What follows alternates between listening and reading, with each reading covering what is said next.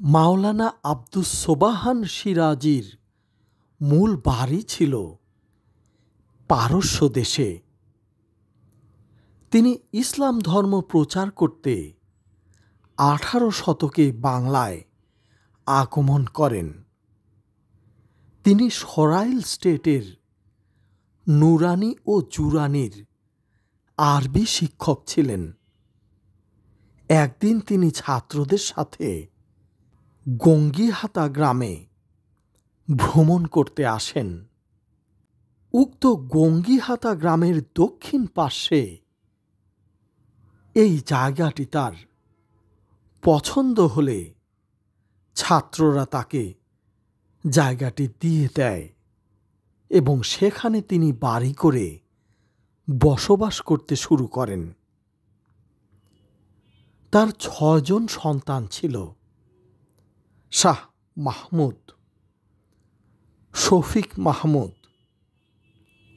তৌফি মাহমুদ, মাহমুদ, লব এবং হাজারি।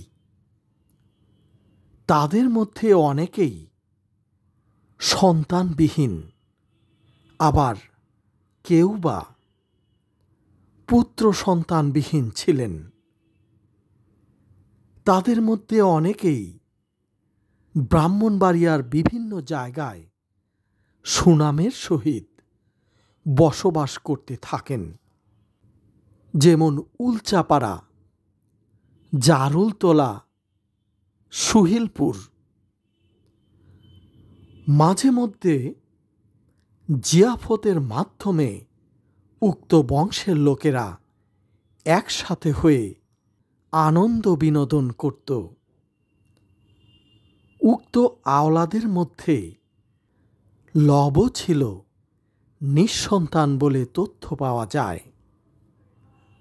বংশের আব্দুস সোবাহানের শেষ সন্তান বা ছোট সন্তান হাজারি নামেই পরিচিত ছিল এবং এই হাজারি নামের কারণেই হাজারি বংশ তৈরি হয়।